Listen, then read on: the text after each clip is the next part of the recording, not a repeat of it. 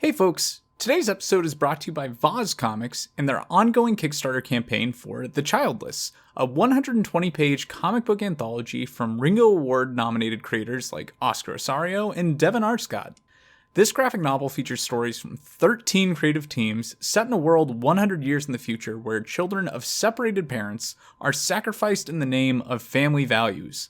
This book even features a 4-page comic written by me, and brought to life by my collaborators on When We Transform, like Gabriel Facina and Amal Desai. The comic has just 6 days left on its Kickstarter campaign and is a little over halfway to its goal, so please consider supporting the book by backing the campaign or sharing one of their posts with your friends. I'm incredibly proud to be part of this campaign alongside so many other talented creators, so any and all support is greatly appreciated. Thanks, now on to the show.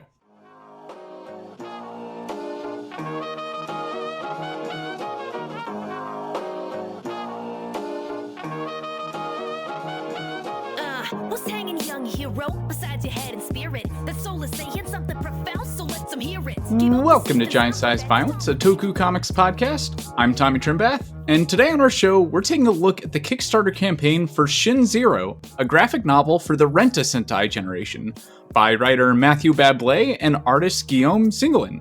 This campaign caught my attention last week when I saw the incredible animated trailer for the book, and it's quickly become my favorite Toku-inspired comic of the year. The book comes to us all the way from France, originally published by label 619. The English translation, currently live on Kickstarter, is brought to us by the fine folks at Magnetic Press, an Eisner Award-winning publisher renowned for bringing us incredible comics from all over the globe, like Mr. Invincible, Doom Boy, Giantess, and The Midnight Order. Joining us today to discuss the book is Mike Kennedy, the founder of Magnetic Press, and a writer and publisher that's worked in the industry for over 20 years on titles like Aeon Flux, Alien vs. Predator, Star Wars, and even Superman, and he's helped run over 45 successful Kickstarter campaigns. With no further ado, I'd like to welcome to the show, Mike Kennedy. Welcome, Mike. How's it going? Going well. And hey, I just saw that the campaign hit the latest stretch goal at $75K from its original $7,500 goal. So congrats on that. Yeah, we turned the odometer on the 1,000%. That's pretty good. Anything you want to tell our listeners about the book and the campaign itself to maybe help motivate our listeners, get you to the next stretch goal at like 95K? Well, most of our campaigns, we always offer something that's exclusive. Of our campaigns, you'll always be able to get the vanilla version of the book at retail, much later. But we always have, our brand is known for like the slipcases and the premium hardcovers and just all the awesome stretch goals. So all of those things you will only be able to get through the Kickstarter. If you just want the regular book, you're welcome to, wait however long it'll take, which God knows how long that'll be with the way distribution is unfolding these days. But you're going to want the extra stretch goals and the nice editions, the slipcases, the, hardcovers. In this particular campaign, the statue. Don't want to overlook the cool statue that's a campaign exclusive. So. Yeah, I just finished reading a preview copy of the book, and honestly, everything I look for in a modern tokusatsu comic I had here, like the whole manga-inspired art style and explorations of a world after a kaiju war from like Ultra Mega was absolutely there.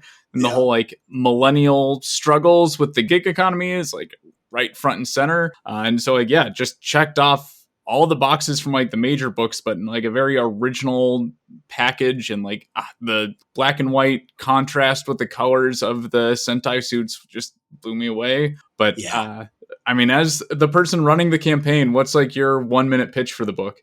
It really is Sentai's for the next generation.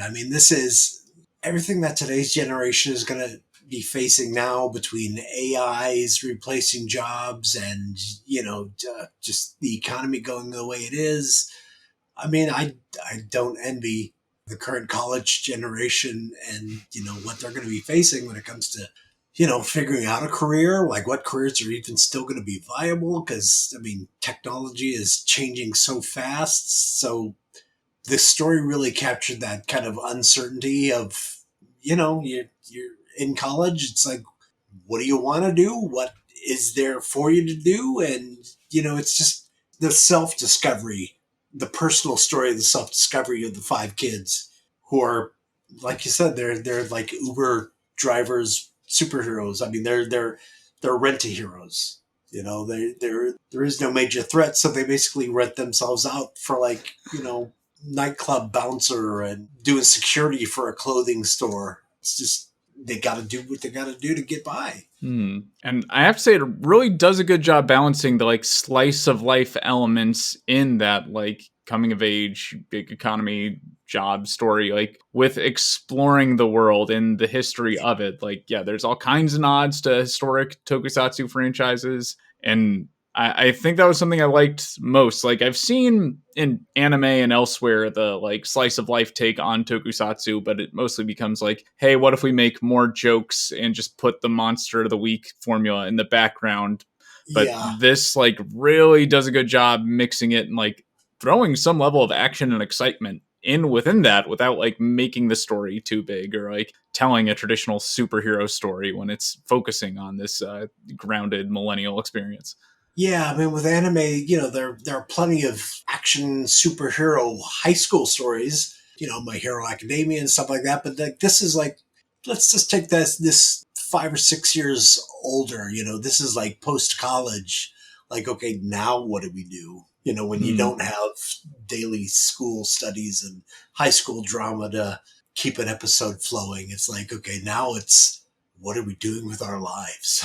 On that anime note, I did hear that this was shown off at a anime fest in Tokyo earlier this summer. And yeah, Label 619 is there. I mean, they're between Guillaume Sunderland's Frontier and even Matthew Bablay's Carbon and Silicon and Shangri-La. They found a really strong following in Japan. So yeah, they've been going to anime. I don't think this was their first year. I think they went last year also, but yeah, they're pretty welcome over there. I know some of their work's been adapted to an animated movie before with MFKZ. Like with this, is there anything in the works or any ideas being thrown about like an animated project with Shin-Zero? Nothing is. I don't believe anything is in the works, but I am certain they're looking down those roads and seeing what kind of conversations they can get started. I mean, they're an idea factory, like Label 609. I mean, now that we have this exclusive first look partnership with them, I mean, I'm thrilled because like almost everything they do is just fantastic. I mean, Shin-Zero wasn't even on the radar when we signed that deal. And, one of the first books they came up with was this, and it's just a real good home run. The next one is a book that we're going to be kickstarting next spring called Silent Jenny. It's Matthew Bablay's next like 300 plus page sci-fi epic dystopia. Just they're great at creating universes. That's the best way to put it. It's like they're not just they tell personal stories and they tell small stories, focusing on the characters, but the world around all the characters are just it's huge. I mean, the Shin-Zero universe could rival the Marvel universe for just scope and amount of stories out there that could be told. Like, I will admit I hadn't heard of Matthew Bablé a month ago, but now I really wish I had, and I'm absolutely going to be tracking down some of these books of his. Like, this was the perfect selling point, and like with everything I've heard about, what's that Carbon book about the robots? Carbon and Silicon? Carbon and Silicon, yeah. Like, that's high on the list for me to check out. Like, going to be seeing what I can get through my library or what's like actually available for purchase from all these Kickstarter campaigns I unfortunately missed. Yeah. One of the things that we do with the Kickstarters is, especially if it's an author that we've published before, we will offer their previous titles as add-ons. So with Shin-Zero, if you aren't familiar with Shangri-La or Carbon and Silicon or Adrastia or Midnight Order from Bablé or Frontier from Guillaume, you can pick them up in this campaign as well. I mean, both of those guys they're superstars in France. I mean, they're both just considered these young comic book phenoms. I mean, they're both like in their 20s and they're they're just bringing a whole new perspective that is just unexpected. And I'm just hoping that we can start to get people over here in North America to recognize their brilliance. And I mean, they deserve to be as big over here as they are over there. Now, as mentioned at the top of the show, the animated trailer for the book was the first thing that really caught my eye. Like, I saw that and was immediately like, I need to get these guys on my show.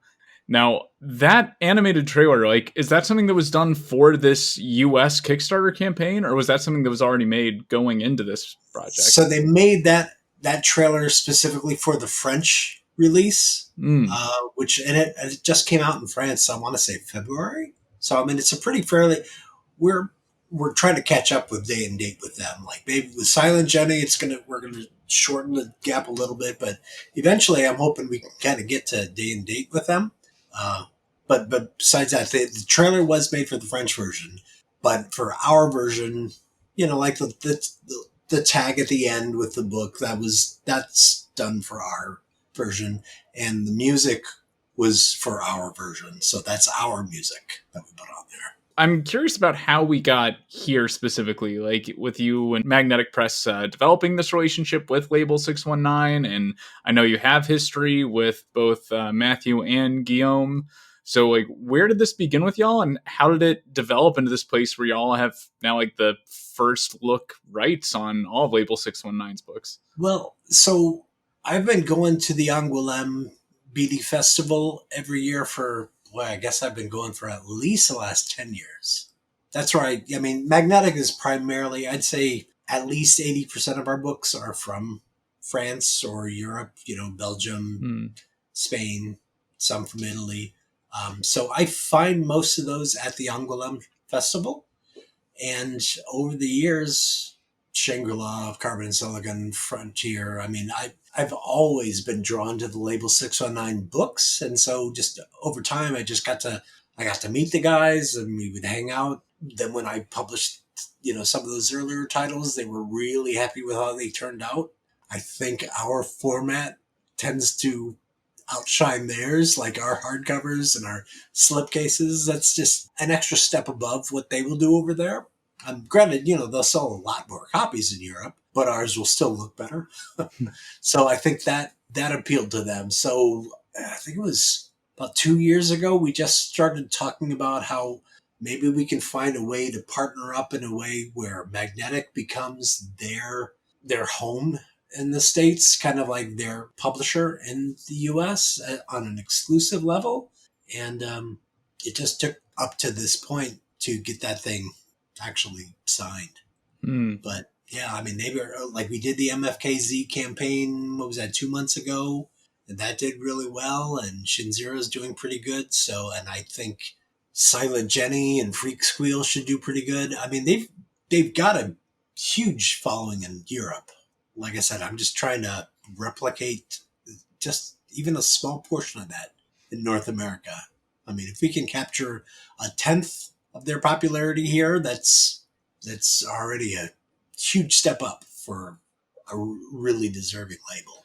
Yeah. Do you credit that international renown with like the extreme success of these recent campaigns, or is there anything you're bringing to Kickstarter that like is pulling these initial goals away? Because yeah, I see something like that, like literally 10 times the initial goal. I'm like, what's going on here? How do we recreate that? I do think that, I mean, they've been around, they've been doing this for, good Lord, 20 years almost. So, I mean, they've had a lot of time to not only build up a really big catalog, but a really big following overseas. And I think, for at least the last 10 years, maybe 12 years, even though the books haven't been published in English and in the United States, those kind of savvy connoisseurs will still know about them. They'll see them in French and, well, I don't know what they're saying, but it sure looks good. And I think it's that kind of classy foreign zeitgeist element is really helping those campaigns over here. But we also try to do them really well. Like I said, I think we probably do more stretch goals than most graphic novel campaigns. And, our stretch goals will usually be pretty cool. like, metal coins and keychains. And, it's not just stickers and bookmarks. It's, we'll add some real value to each pledge tier for free, really. And I think the guys at 609 like it because, it's all this cool promotional merch that they don't get in France. And I think people here in the States like it because they're getting a ton of stuff for free just for buying the book. So I think we're just appealing to both sides of the curtain. Now, as far as that stamp y'all put on it, especially with like your physical book qualities, like I've heard about the rounded edges on hardcovers and just like the little things that really set your books apart. I've heard about the kaiju skin hardcover on Shin-Zero. I'd like to know where the idea for that came from and like how did that come to be? Or, like what kind of materials are we using for a kaiju skin? I'm working with. Admittedly, they're all printers in China because, frankly, there aren't no factories in the States that can do all of these cool bells and whistles that we like to do. Die cut covers and even curved corners. I cannot find a single domestic printer that can do curved corners, which is surprising. But so working with these Chinese printers, they will send me like, hey, here's a catalog of, they call it machine graining. That's when you have a cover with like a matte laminate, but then they roll a pattern across it, kind of like a pin roller, like, laying out cookie dough or something, but they'll have a texture on it. And I've got a whole book of all the different texture platens that they have available. And I just noted a couple of them looked really kind of organic and animal skin-like. So I'm like, okay, we can use that and that'll make it look like it's a kaiju skin or something. So I get a lot of these ideas just from the catalogs that they send me. Like I got this book from one of the printers that just has all of the, special effects that they can do on covers. Not just foil stamping, but, holographic foil stamping and, 5-color printing press, not just CMYK, but CMYK plus a PMS color, so, there's just, as soon as I get these catalogs, I just come up with, I'm just blinded by all of these ideas of like, ooh, we could try that on. Like the next campaign that we're probably going to be launching in the next 3 or 4 weeks, I've already got ideas for, we could do a nice acetate sleeve that goes over the book and we can just print on the sleeve. So it's transparent except for silver metal, like circuitry that goes around it. It's like, it's just hopefully something that is so unique that people want to spend that extra $20 for that extra upgrade. Yeah, that was something I first came across with Silver Sprocket as a publisher. Like I was noticing they had like a lot of gold foil pages or like other small things they did. And like, yeah, sure enough, those books still stand out on my shelf. And I think having that weirdness, like even if it looks maybe a little out of place with like Marvel and DC trades at worst, like that's the first thing people are grabbing from my shelf though. And I think that's the whole point.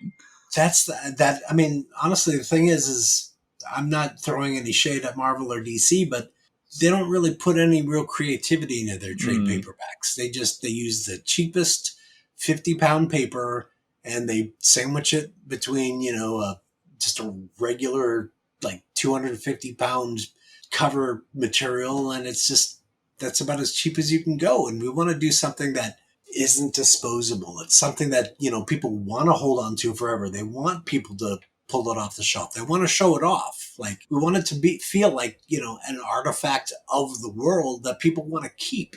Clearly you're very well versed in like publishing materials and publishers. And I know you have like 20 years experience in the industry and 10 years experience as magnetic press, but like what brought you to this point in your career? Like I know you've worked as a writer and filled any number of other roles for other publishers. So like what brought you to founding Magnetic Press and like taking a role as a publisher?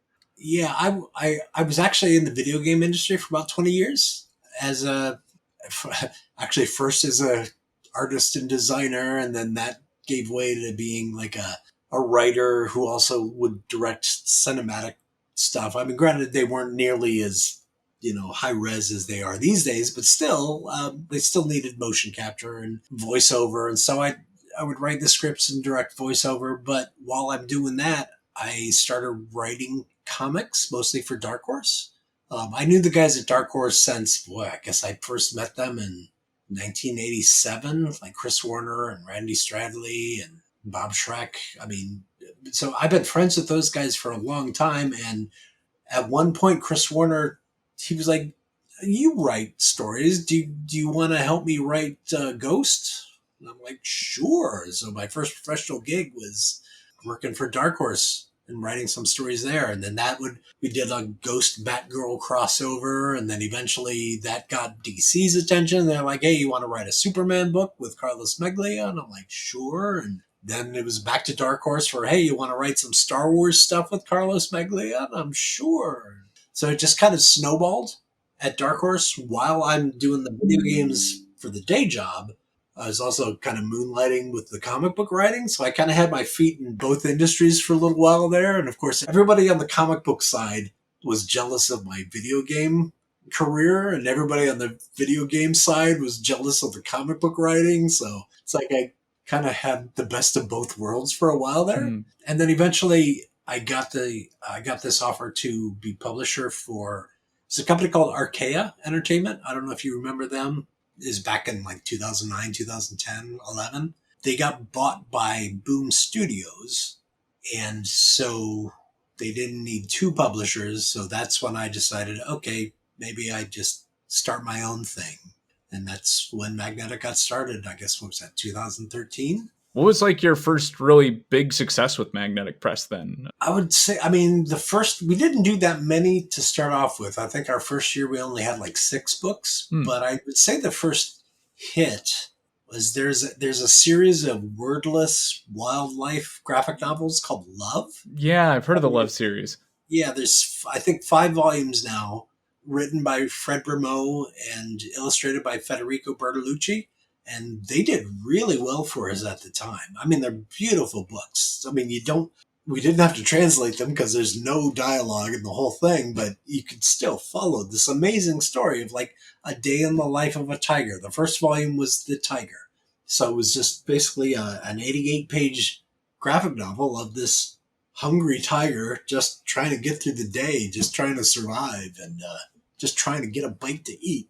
And then there was a dinosaur version. There's a heartbreaking one called The Lion, which is just about a lion who had lost its pride. I mean, apparently there's a thing where if a male lion loses its pride, it usually is just shunned and it just wanders like a Ronin for the rest of its life. And so this is a story about that. And then I think the last one we did was called The Mastiff, which was like a Australian hunting dog whose master got bit by a snake and died. And so it had to cross this whole svelte wilderness just to get home to its, to the mother and son. They're heartfelt books, even though, even though there's no words and there's animals. I mean, I'm a sucker for a wildlife story anyway. I love animals. That series did pretty good for us. As far as your video game work goes, are there any projects you're like most proud of or like ones that are most recognizable? I don't know. I feel like most of the games I've worked on are infamous more than famous. I don't know. I worked on I don't know if you're familiar, there was a series from 3DO called the Army Men series. Yeah, like Sarge's Heroes and stuff. Yeah. Exactly. I worked on Sarge's Heroes. What? Yeah, I wrote the script and I actually, most of those cutscenes we did animate in-house. So I animated a lot of those cutscenes myself. Yeah, that was like one of the first video games I ever played at my friend's N64. Like oh wow, I loved the toys of like little green army men. So I was renting those all the time as a little kid. So yeah, and you're running around like a desk with giant pencils and it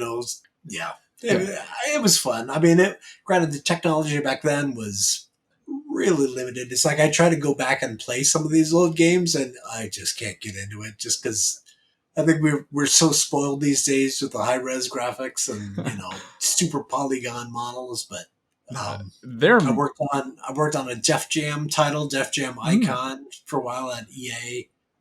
One of the first games I worked on was actually the very first Prince of Persia.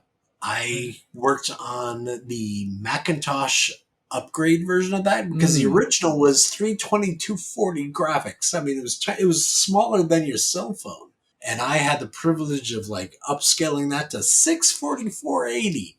I mean, at the time we were like, "Oh my god, this is going to be huge." Now it's like even 640 480 is barely a cell phone picture. You know, that I know that game's kind of infamous for its mechanics and like the jumping and stuff, but Yeah. I got to tip my hat to it because I think it's some of the most realistic jumping mechanics I've ever seen in a game. Of like, hey, if I have to jump over a spike pit, I'm gonna take my time and right get that running start. Yeah, yeah. yeah. I think it was one of the first games that actually used rotoscoped animation. I'm friends with Jordan Mechner, the guy who created it and programmed it, and I mean he literally videotaped his dad climbing on things and jumping over things, and he would digitize that videotaped footage, and he would draw his sprites directly on top of scans of that footage. I mean, back then it was all just manual work and manual labor, but I mean, the proof is in the pudding. Yeah. I mean, at the time, that was mind blowing. That was groundbreaking. And now it's like everybody does that. Wow, I didn't know that it was like polygon rotoscoping. I didn't really know that was a thing, but like my mental image of those games, that totally checks out. Like that's why it's so frustratingly slow every animation, because it's real. Everything is so smooth and natural because he used actual video footage as the basis. Yeah. So I know you mentioned like 80% of your titles are coming from France mainly. Where else do you really look toward for your books, and like how do you usually know when something is a good fit for Magnetic Press? I mean, we've had books from Argentina, and we've worked with artists from Brazil and the Philippines. Some books from Japan, but yeah, most of them have been from Europe. I don't know that what makes a magnetic book hasn't really been clearly defined. And I know, a lot of people, even internally, a lot of people ask, just in case, God forbid, I get hit by a bus, who's gonna curate this collection? And the thing is, so far to date, I would say the quality of a magnetic book, or the qualification of what makes a magnetic book, is whether or not I like it. And that's not really a definable thing. It's just, like when I go to Angoulême, it's like if something catches my eye, that's usually something that I will take home and I will read. And if the story proves to be as good as the artwork that caught my eye, then that's what we'll publish.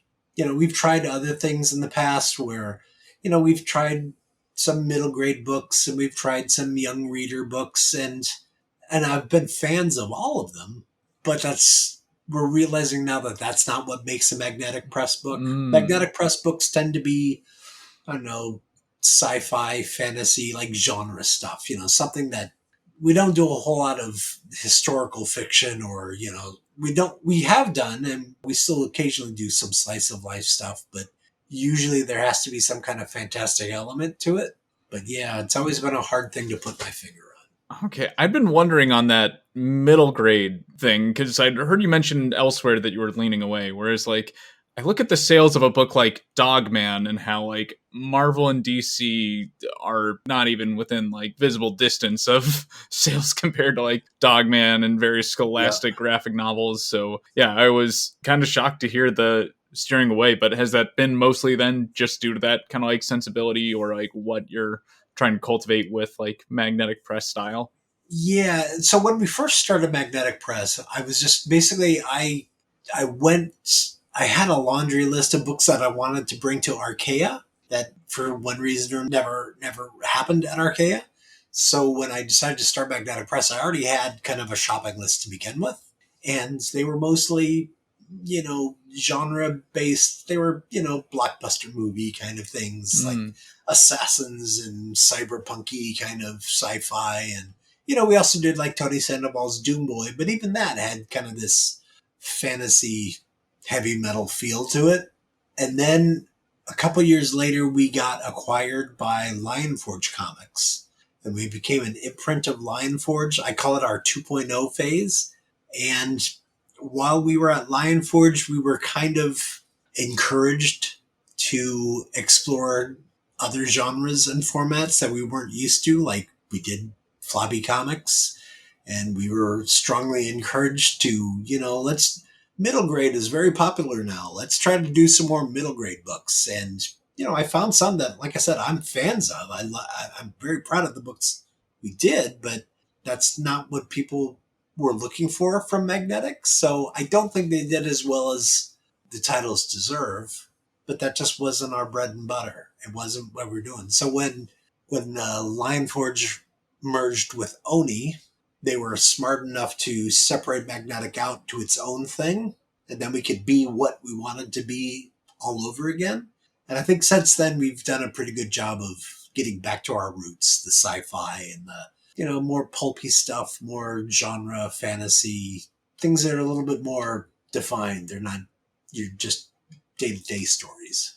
Do you have like a white whale comic of things you've seen elsewhere or internationally published comics that you'd love to be the one to bring to the States, or like get to reprint it with like, that Magnetic Press style?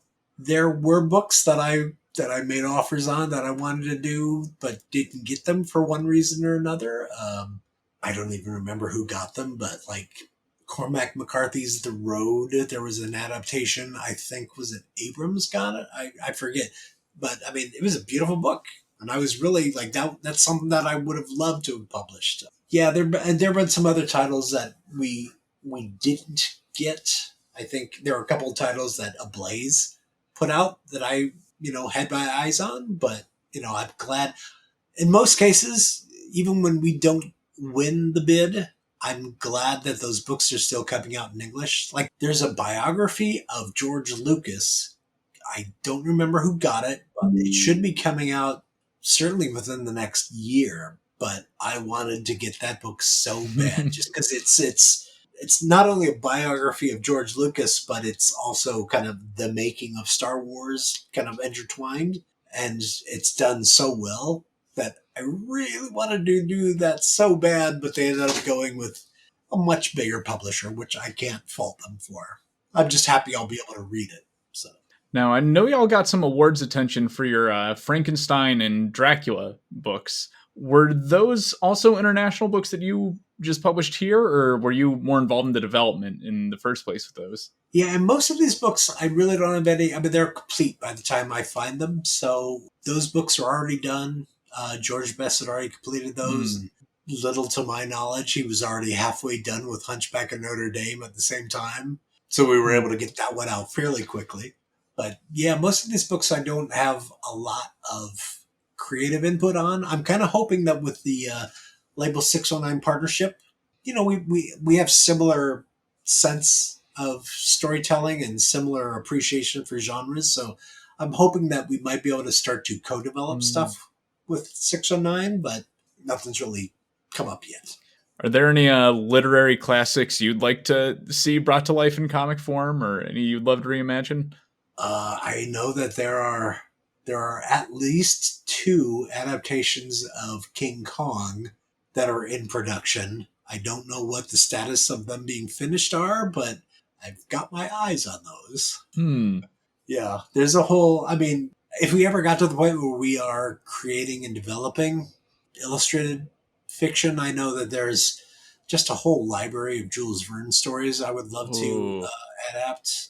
Philip K. Dick stories are not public domain yet, but I've been a huge fan of Philip K. Dick for decades. So that's something else I'd love to hop on. I have my eyes on a Old Possum's book of Practical Cats, the T.S. Eliot book that Cats is based on.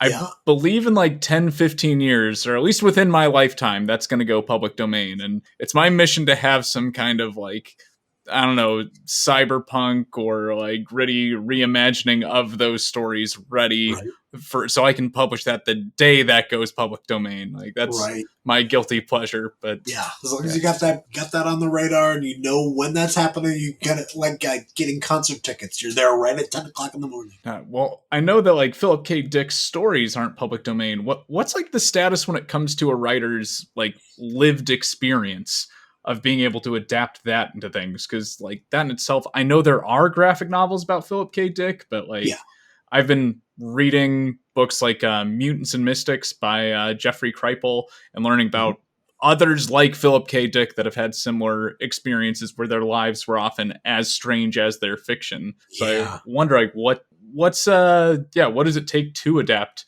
the life of someone?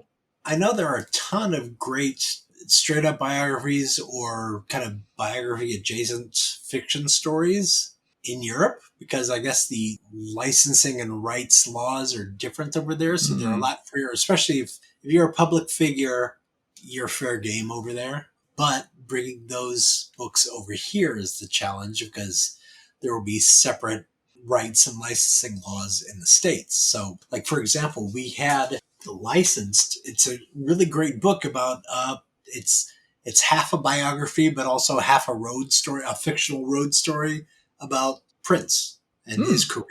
And, you know, it's got cameos by Snoop Dogg and George Clinton and Kevin Smith. And I mean, it's a great book, but once I brought it over here, our legal team realized we really should get license and likeness rights, because we do not want to get anybody to sue us.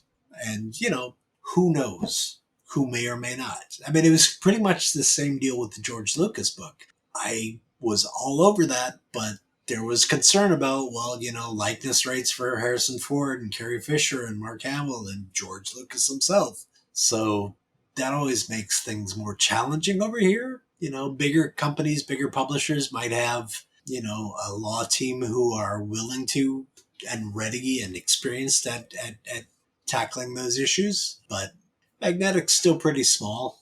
So for us, it's just better safe to avoid potential litigation than, you know, cross our fingers and get slapped. Now, bringing things back to Shin-Zero here, as you've been involved in getting this promoted in America, have you been, like, introduced to much of the world of tokusatsu and, like, the various Japanese shows and movies that, like, it draws inspiration from? Yeah, I mean, I'm not a diehard knowledgeable fan of Power Rangers, but clearly that's the most popular iteration. But, you know, it goes back, you know, long before that, you know, even, you know, Godzilla and, you know, Ultraman, and, you know, it's all of those. I mean, you know, tokusatsu being special effects, it's like all of those films that starred rubber giants in, you know, scale model cities. It's really that. In fact, there's a section in the back of Shin-Zero that talks about, it's like a 2 to 4 page article where it's just kind of, this is where all of this comes from, you know. Yeah, I can't speak to it too much, but it seems like the technical masters in Japan, or at least of these corners of Japanese media, like, get celebrated in a way that the physical artists in the US just haven't. Like, when I look at, like, what happens with the special effects guy on Godzilla, then going on to make Ultraman, or, like, their mangaka behind Kamen Rider being, like, almost the, like, Walt Disney figure. It's like seeing our special effects artists, or, like, the Jack Kirbys of their world got to be the Stan Lees, or got to be the people, like, you know, Tsuburaya is synonymous now with tokusatsu. And it's kind of, I mean, that is, and, you know, it's been going on for decades over there, but I mean, you can kind of compare it to the Marvel cinematic phase. It's like, you know, there was a time when the Marvel films were just, that was everything. Like, I mean, all roads led to a Marvel movie. And I mean, it's like in Japan, they've kind of had that superhero genre for decades. As far as other, like, renowned Japanese media that y'all have had your hands in, I was reading up on Tezukomi, like, y'all's work on Osamu Tezuka's work, or takes on his various properties. Has that been a big thing for you, his work, and, like, things like Astro Boy or Unico or anything like that? I mean, all of those, I mean, I certainly wasn't familiar with, good Lord, what it's like over 100 different properties that he's done. I mean, it's just insane how prolific he was. Doing the Tezukomi books kind of introduced me to a lot of the stories that I wasn't familiar with. But that series was produced by Tezuka Productions. And there's actually, I think what we ended up publishing was intentionally just the stories that were adapted, or not even adapted, but kind of the homage stories created by French and European authors and creators. But the Tezuka Productions original Tezukomi series, that was only like half of the material. The other half was all just different Japanese mangaka, and whatnot. And I think some of that has already been published in the States, possibly by, I think Udon was going to be publishing the Team Phoenix series. I think they put out 2 or 3 volumes of Team Phoenix. It just made sense for us to publish specifically the French adaptations, since, I mean, a lot of those authors we published in other forms, like Bertrand Gatignol, we published the whole Ogre God series, so it made sense that we put this out. I mean, Matthew Bablé had a story inside Tezukomi, so it was fun. So just a couple final questions here, but as far as the Shin-Zero goes, like, what's next for this franchise? Like, I know we have 2 more graphic novels. By the time this publishes, about 5 days left on the campaign. So any stretch goals y'all want to plug to get people over the limit there? The campaign ends a week from, I guess, tomorrow. So it ends on Thursday, what is it, the 11th? We're going to be announcing on Friday, so you get a little teaser spoiler here, but we're going to be announcing with a email blast that we're going to give away, we're going to raffle off 10 of the statuettes to among the backers. So just back at any level and you're qualified for a statue. If you don't want to take the odds of, not getting a statue and you definitely want one, then definitely pledge or add one to your existing pledge. And if you do win, then we'll refund you that amount. But the statues are really cool. Basically, it was one of the full page images that Guillaume Sagelin put into the book. We had a 3D sculptor model that, but I mean, he did a great job. I mean, he modeled it in full 3D, and it looks dead on accurate. It's really cool, and it's about a 6-inch resin 3D print. Dang, okay, yeah, those statues caught my eye in the campaign, so fingers crossed there. Yeah, good luck to anyone else getting in on it. It'll be absolutely worth it. And I'm not just saying it because the guest guys, no, this is literally peak Tokusatsu comics. Y'all need to get out there and back this book while you still can. You don't want to wait on this one. And the statue is one of those things. I mean, there's the softcover edition that will admittedly be out at retail sometime next year. There is a exclusive hardcover edition. There's that exclusive slipcase version that we talked about. The statues will be exclusive. All of the stretch goals are exclusive to the campaign. So really, if you want 80% of the stuff in this campaign, you can only get in the campaign. So people should check it out and back that in the last week. And have the creators cued you in at all as far as what's in store in the next 2 volumes? Or is that pretty well-kept secrets over in France? Yeah, I don't know much about it. I do know that it's tended to be a trilogy, but each of the volumes do stand alone. So I know we've gotten a lot of messages and questions about whether or not there are cliffhangers, or whether or not it's self-contained. It is self-contained. If all you get is volume 1, it's like Star Wars. It's you get a full story and you're very satisfied. But there will be a second and a third standalone in part of this planned trilogy.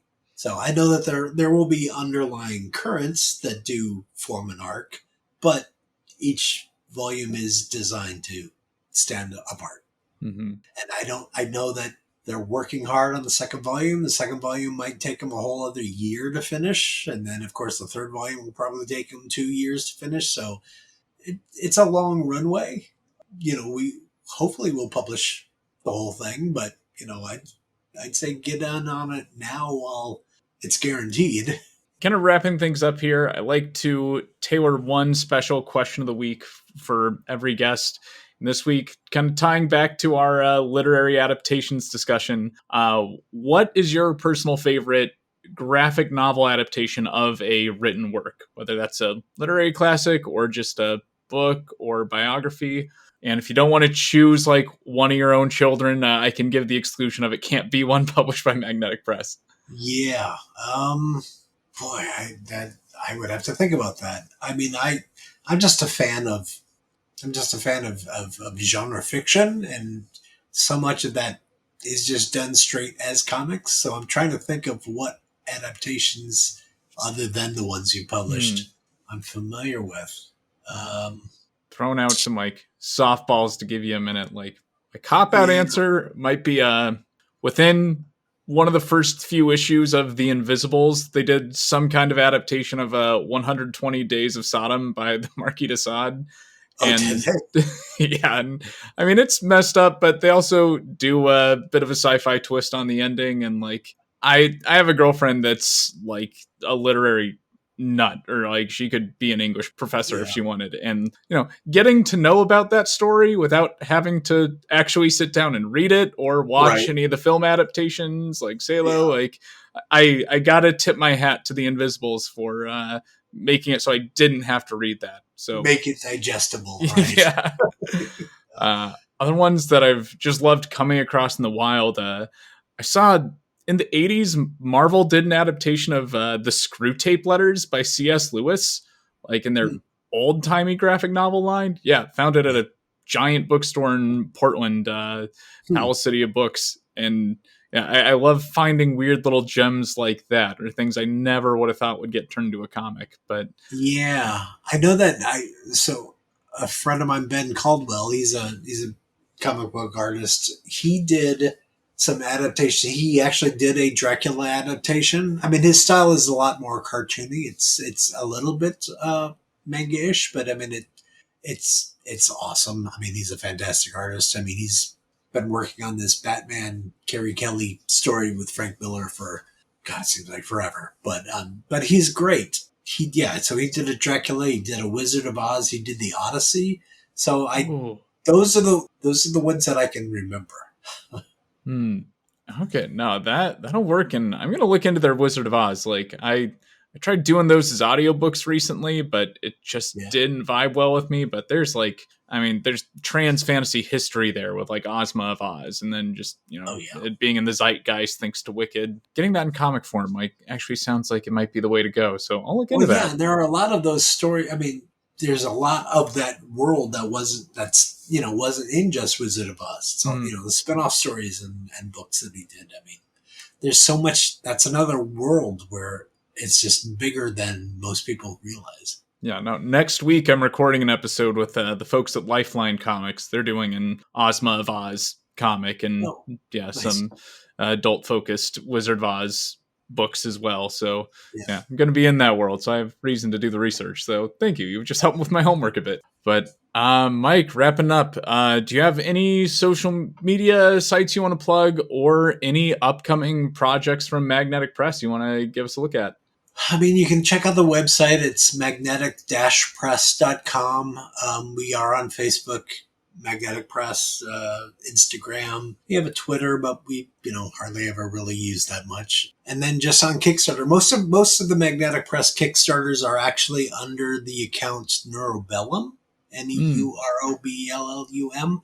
Neurobellum is my kind of my farm account. It's like that's the account where I discover things and I put them together and I package mm, them, and then Magnetic Press ultimately publishes it. But Neurobellum is the one who actually does the Kickstarters. mm. So yeah, you can look up Neurobellum, and that's where you'll find certainly all of.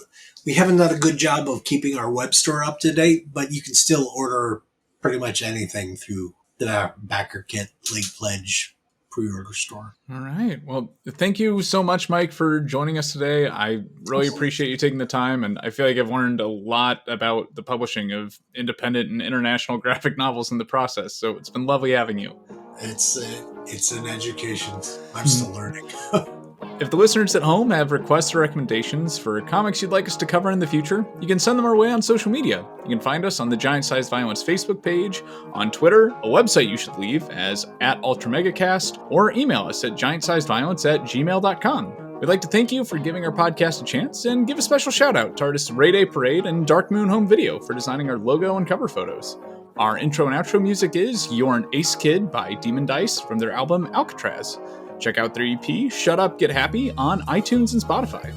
We hope you join us again next time as we continue to explore the world of tokusatsu as seen in comics. But until then, take care and remember to do your part in preventing the spread of the kaiju virus. Freedom can't be seen by downcast eyes. So raise your gaze up till your 10 feet tall and shake your fist to the sky. Refuse to die or let them make you small, cause they love just to see you convinced you're just a brick in the wall. But you're not just a brick in the wall. La da da da da da da.